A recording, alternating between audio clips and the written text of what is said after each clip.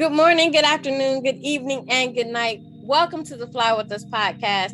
This podcast is bringing the art of conversation, self-love, self-care, mental health care and protection, life lessons, love lessons, and everything in between. Today, we're going to talk about happiness over everything. I'm Lady Bounce. And I am Picket Fence. All right, Sir Picket Fence. You had the mindfulness minute for us for this episode? Yes, I do. Today's episode, like you said, is about being happy. So I'm going to read something about being happy. Play to your strengths. People who regularly use one of their personality strengths in a new way every day for weeks have higher happiness and lower depression levels in the long term. To identify your strengths, answer the following questions. Think about some everyday things that you enjoy doing. What would you say you enjoy doing the most? Think back to when you were young. What were the best times? What were you doing? What are you doing when you feel most alive and full of energy? Identify and building on your strengths will help you to value yourself and encourage you to reach your highest potential. Word up. Word up. So when thinking about that mindfulness minute, when you were a child and you were having those carefree moments, what activity were you doing most often?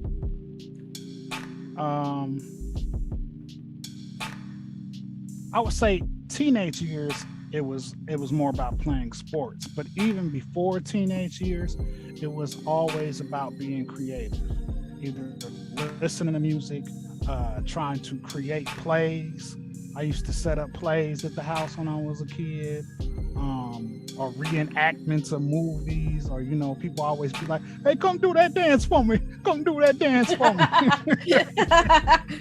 So,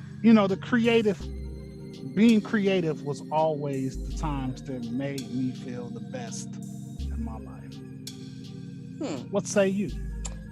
I have to say the moments that have made me happiest throughout my life, and it's been a continual process, centers around music and DJing. As a matter of fact, it is DJing parties or playing music for people has always been the one thing that no matter how I was feeling, it could pull me out of it. No matter, if it was work related, if it was home related, or just I was having a personal moment within myself, the only thing that has ever brought me pure, unadulterated joy is DJing. And now, being a, fully functioning adult and having, a hectic lifestyle, the thing that brings me the most joy now is, still playing music for people when I can, and just kind of vegging out. I really like to hang out with my family, just, watching TV, having snacks, having a couple of, beverages, just anytime where I can fully relax. I don't have to fulfill one of my titles or one of my roles. I can just be me. Those are like my happiest moments right now. Yeah, I definitely can feel that. I mean, I was thinking the other day about, like, you always see people about, I got passports, I'm traveling here, I'm doing this.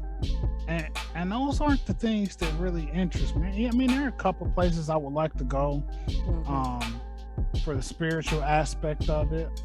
But I'm not I gotta go to Jamaica, I gotta go to Cancun. You know what I'm saying? That's too many people for me anyway. You know what I'm saying? I like to chill. You know what I'm saying? So for me, if I'm able to be in a creative space, that's the most enjoyable time for me. That makes sense. Now, I will say to the traveling aspect, I do want to travel. Like you said, there's some places that I just would like to go for, just to say that I went. But I also want to be in a financial status so that when I go to these places, I have time to really relax and enjoy where I'm going. So if I go, say, to Jamaica and I'm only there for 3 days, I'm trying to cram as much fun or sightseeing into that 3 days. So then it's really not a restful or enjoyable time, because you're there for such a short amount of time. You want to do all of this stuff, and you really don't have time, to just kind of sit back and relax and enjoy the beach or enjoy, the umbrella drinks or, whatever it is. But when you have reached a certain level of financial status, then you can go to one of those places and you can stay longer and you can really get the relaxation piece out of it. Like, I would love to go to Africa, but if I have to go and, see 50 things in one day and 20 things the next day, and I don't really get to like take it in the way I want to, because I got to rush back because I got to go to work, or I can't afford to stay over there for a month, then I'm not sure, traveling is not necessarily the thing that's going to make me happiest right now. Yeah, I could definitely feel that.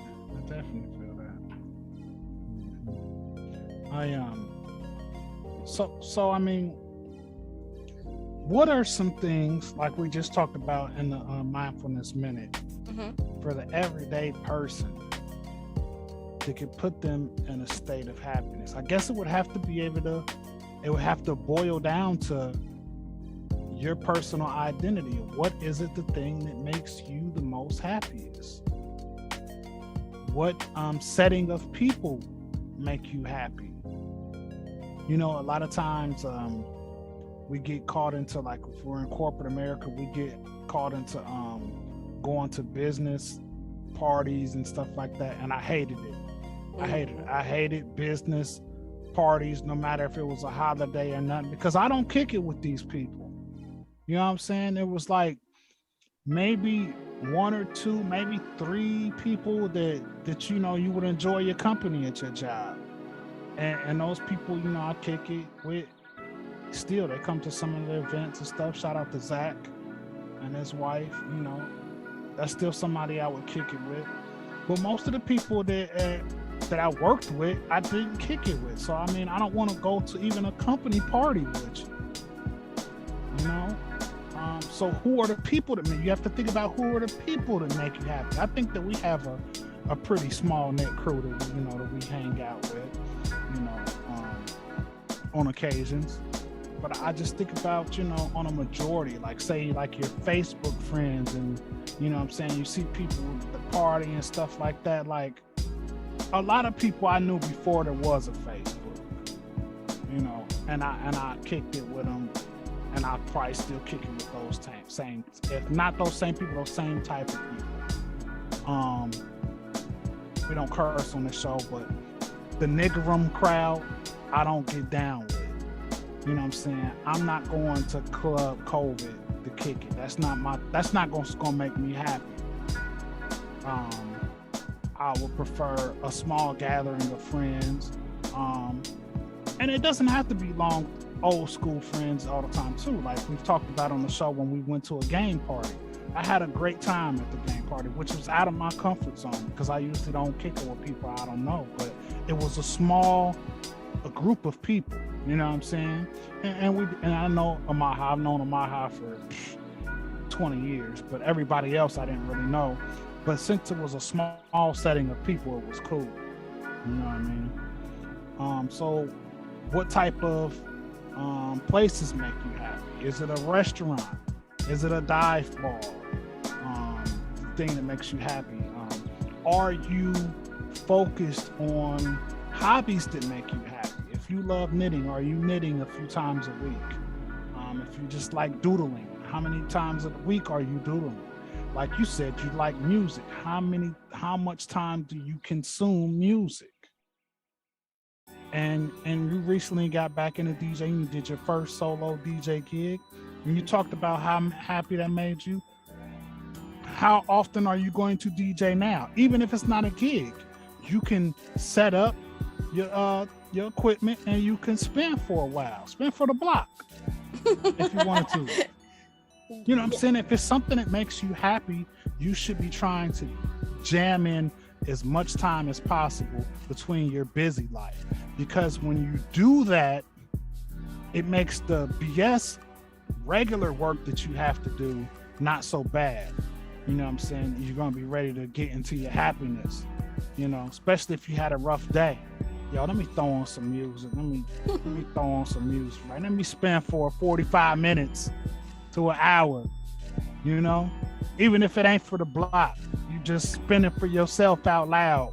Let me just, you know, spin some stuff right quick. You know what I'm saying? Just so you could get into that happy zone. And I think that's what happens in our society. We get caught in a hustle and bustle, and then we have bad days at work. And instead of jumping into that happy zone, we continue to ponder on the bad day that we've had. So now we're stuck in the bad day for no telling how many amount of hours. So I think that as a part of self-care, you can't just quit your job, because that's not good self-care. You still got to pay them bills. Right. I got to eat. You got to eat. Kids got to eat. So what we have to do is really focus on switching into that happy mode when, especially on days that you may have had a bad day. You have to, I would suggest, and it's early, but I'm going to jump into the self-care assignment. I think it was laid out in the Mindfulness Minute. Lay out the things that make you the happiest. And list as many as you can, so that you don't get bored, so that you know that when you're having those, you know, those rough times, okay, I could do this real quick, and I know that's going to put me in a good mood. You know what I'm saying? Or like you've talked about before, like you have a friend that you can dump on, or you have a friend that's fun, you know what I'm saying? Friends for different things. I need to cheer up. Let me call the comedy chick, you know what I'm saying? Or the comedy dude. Because I know that person gonna, you know, have me busting a gut, you know, put me in a happy mood. We have to, for good self-care, we have to use the tools that we have available to us. You feel me? I agree 100%. And when you were talking, it sparked a thought in my head about one of the things that my grandmother used to tell me, and when she would say it to me, I always kind of thought it was mean, like, oh, grandma, that's mean. But now that I've gotten older, I really understand what she meant when she would tell me to lower my expectations as it relates to other people. Because if I keep my expectations low, then that removes a lot of me feeling inadequate of being around, you know, certain people, or allowing people who are not worthy to have control over my happiness. So you talked about, you know, if you have a bad day at work and then you come home and you talk about it, and you just sit and you keep talking about it and you keep talking about it, and all that does is keep you, you know, more upset. Whereas if I had lowered my expectations of the person that I have allowed to upset me, then maybe I wouldn't be as upset as I am, because I would have gone into it with the expectation that this person is going to upset me in some kind of way, and I need to put it in perspective so that I'm not unhappy as a result of something that this person has done or hasn't done. So I say that to say, you know, a lot of times we tend to put stock in the people that we are around, you know, a lot. And we have to remember that it is nobody else's responsibility to make us happy or to keep us happy. But it is normal and healthy to have a reasonable expectation that the people you are around are not going to make you unhappy. Yes, and if they do, you need to change the people you are around. Absolutely. I mean, and we have to keep it real. In some cases, you can't say if it's a work situation. Yeah, that's just about to say, if it's work or it's a boss. You may not be able to change those people out so quick.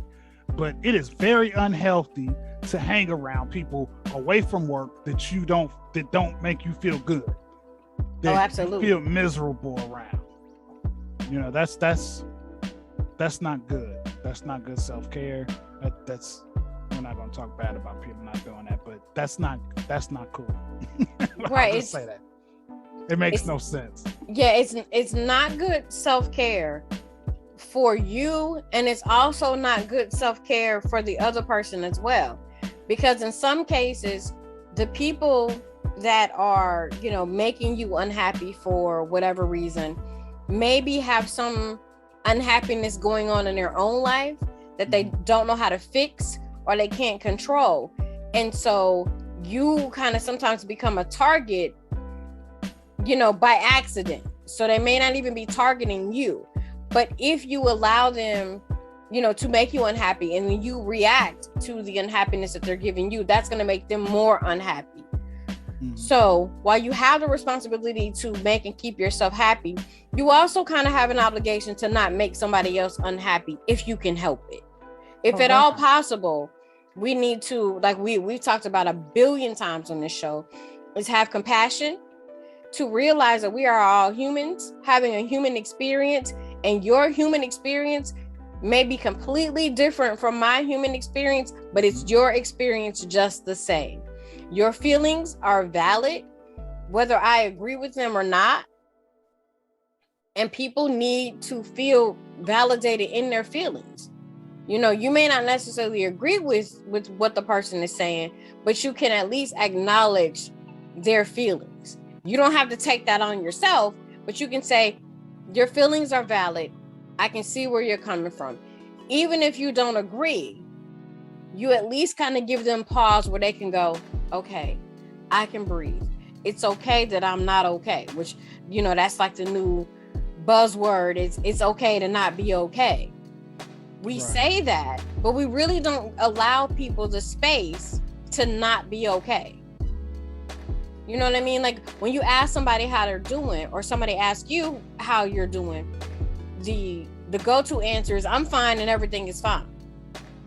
But when someone, you know, when you are asked, you know, how are you feeling? And your answer isn't just, oh, I'm fine. Because we're so used to that robotic answer, a lot of people don't know how to take it when you give them a real answer. When you say, oh, well, my sciatica is bothering me this morning and my DPNL is about to get cut off. People are not ingrained or trained to give you an empathetic response other than just kind of look at you, because we're so used to saying I'm fine. So if we're telling people that it's okay to not be okay, then we need to stop with the robotic answer when somebody says, how are you? If you're not fine, don't say I'm fine. You can say, hey, I'm having a rough day today. If you want to elaborate, you know, go ahead. If you feel safe with that person where you can elaborate, then go ahead and elaborate. But if you don't feel safe, then you can just say, hey, I'm not feeling it today. And that can just be your answer. But I really want people to stop saying I'm fine if you're not fine. Yeah, I definitely agree. It's like it's lying to yourself and lying to them too. I don't know. Maybe not lying. Lying is maybe not the best word, but to me, that's what it feels like. It's like you faking the funk if you ain't really, if you ain't feeling funky today, then you faking the funk. I think it boils down to what you said about being comfortable, because people you don't know always ask you that, you know, or that you're barely cool with, and you don't want to divulge all your information to somebody you're not that cool with. You could respond like our great neighbor says all the time, I'm not gonna complain because you know, ain't nobody gonna care anyway. You know what I'm saying? or it's not gonna do nothing for nobody if I complain, you know? Right. Or like you said, you could just say, you know, it's a rough one today, and you can leave it at that if it's somebody you're not comfortable talking with. But it's a couple of things you were talking about made me think of something I was reading earlier. And it's in mindfulness and meditation, a young person has no advantage over an old person. A rich person has no advantage over a poor person, and an educated person has no advantage over an illiterate person. People from all backgrounds and abilities have emotional and mental wrinkles that they need to smooth. Cherish the illusion that needs to be pierced, doubts and deception that need to be overcome. We all partake in the human condition, and it is part of, and we are a part of the animal condition, which arises from a larger process in nature. When we lighten our own burdens, we simultaneously lighten the burdens of others, as we all share a common destiny. And that was kind of what you were saying earlier when you were talking about, basically we all have situations, and if you're trying to bring yourself up, bring somebody up with you, or by asking somebody, how are you doing, and letting them say how they really feel, it could make them feel better, and you're gonna feel better because you were there for somebody. Absolutely. When you ask someone how they are doing, you need to be prepared for an answer that is more than just I'm fine. And if you are not prepared for an answer other than I'm fine, then don't ask someone how they're doing. If you don't have the time, or you're not going to allow that person the space to say what they need to say or to express themselves, then do yourself a favor and do that person a favor and don't ask them how they're doing. Yeah, just say, yo. Right. Hello. and I think about, as like you were just saying, I think about that when I have a hard time saying good morning. Like when I go to work and my coworkers are all like, good morning, good morning, good morning. My answer is always, hey, hey, because sometimes I don't know if it's a good morning yet. And then of course there's the play on the words. Why are we mourning? Yeah. What is good about mourning? Because when I think about being in mourning, I'm thinking about being sad and upset or missing something or someone. So if we think about language, in those terms, when people say good morning to me, my answer back is always, hey, hey, or, what's up? And I know they kind of look at me funny because I'm like, it's 7:45. I don't know if it's a good morning yet. It is great that I woke up. Yes, it is fantastic that I woke up, but I'm not sure if it's a good morning yet. And then again, the play on words with the word morning. Why are we mourning? Yeah, I know. I don't say that. I think that my social media response is always grand rising. I'm trying to get in the head of that because that could mean anything. It could just be the sun, it could be the kingdom within yourself, or it could be something else. Or another response that I use, like especially if I see somebody in person, I say, yo, what's the word? That's my response if I see you in person, or somebody like, hey, how you, hello, good morning. It's something, especially because I don't say, like you said, the play on word, I try not to say, morning. And like you said, I don't know if it's good or not. So I say, I'm a person that's clueless. What's the word? You know what I mean? Habari Gani. Yeah, what's going on? What's the word? So, but that's, we still have to live, even though we may be in different planes of existence. We have to remember the average person is not that wordsy and using play on words. And that's why I don't go through a whole explanation when they say good morning. I don't just go, hey, hey. Yeah, hey, I just say yo, what's the word? What's the word? I like that. What I'm saying? Or like I said, if I'm on social media, it's grand rising. Great morning. I don't know if grand rising, sun, maybe kingdom within self, or the loins. Grand rising. Grand rising. You heard? Now, before we get out of here, now we're talking about happiness and being happy and doing what makes you happy. Happiness over everything. You heard? But it's not easy. We don't want you to think that we're taking it lightly and saying it's going to be easy. It can be really, really hard. What was I was reading something else. If I could find it real quick before we get out of here. Change only happens in our life when we want it badly enough. When it is just too painful to endure another day of the same old thing. A revolution must happen deep within. A strong determination to embark on a new course of action, whether that might be looking for a new job, getting more exercise, or going back to school. The initial change may prove difficult, but with each action taken, a new path comes to seem easier and gradually becomes a new routine. But change never happens without the inner resolve, followed by decisive action. So basically, like I said, it's going to be rough. But if you are tired of being unhappy, it's time to do things that make you happy or return you to your happy place.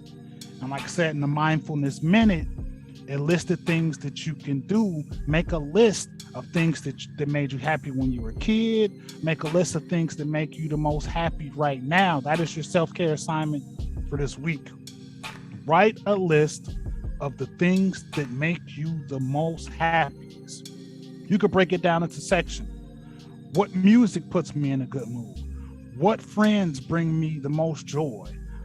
What activities make me laugh? What type of TV shows make me feel better? Podcasts.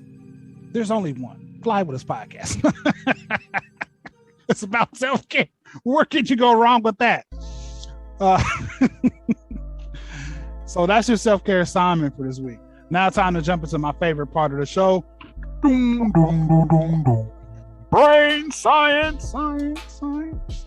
Okay, so before we get into the brain science, something you said sparked another thought. I have a quote on my printer at work, and it says, "If you care enough for a result, you will work to attain it."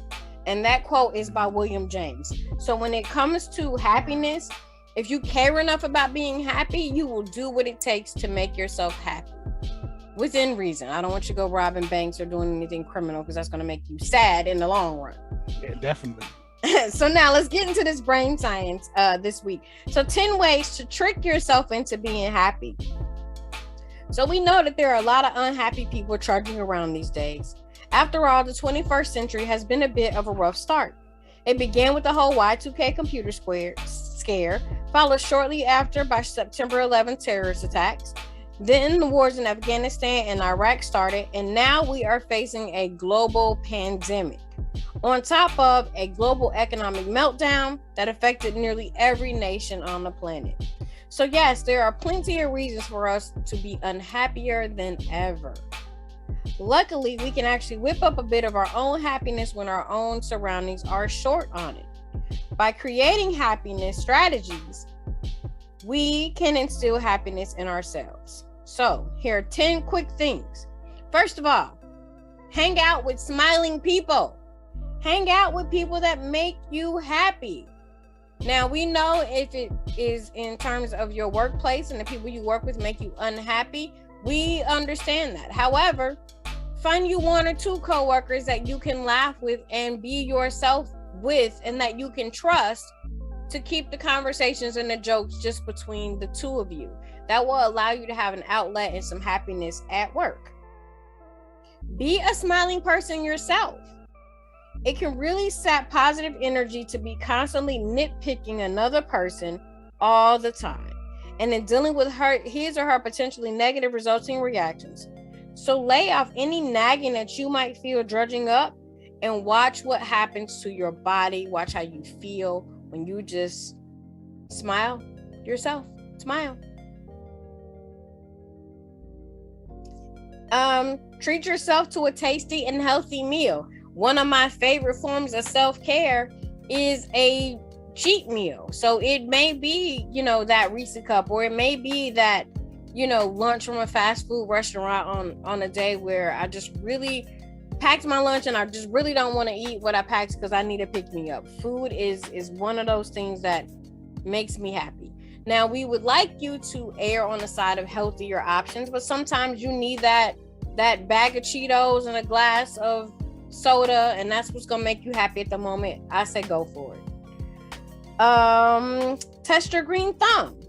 So plant something, plant a garden, plant a small window plant if you're not a person with a green thumb. I don't have a green thumb. However, I have some little I call them fail me not plants, where you really can't kill them or muck them up.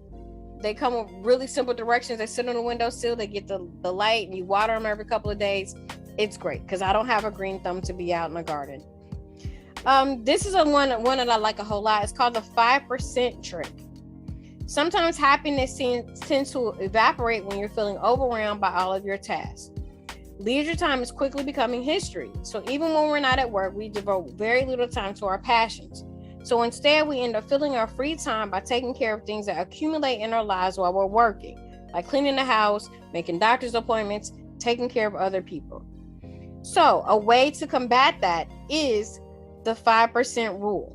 So saying something like, if I were 5% more responsible today, I would blank. By filling in a blank, we can identify and fix things we might not even know are bugging us in an incremental and bite-sized manner. Overwhelming situations can become more manageable, leading us to a happier outlook as a result. Here's our favorite. Crank the tunes. File music away. Create playlists for your different moods. If you're feeling down, create a playlist that's going to bring you up. If you are feeling up, create a playlist that's going to take you even higher. If you're in a chill, melancholy mood, find music for that too. There is music for everything that ails you. It is the cure.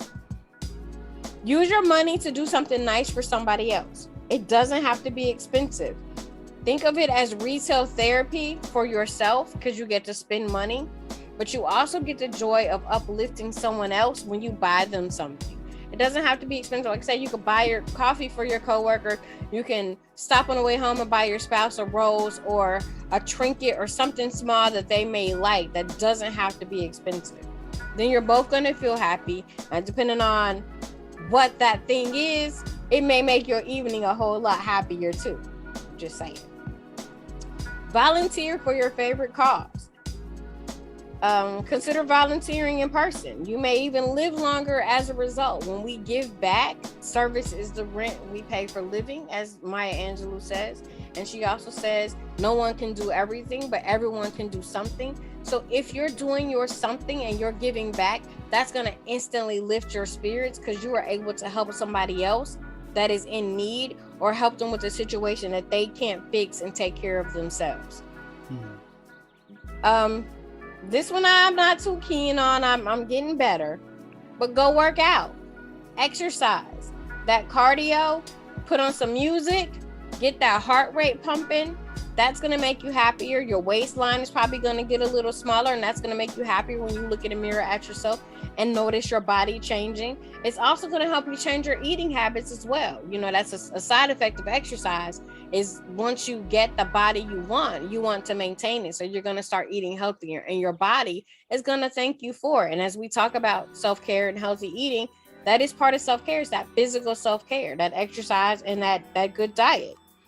And last but not least, get a pet.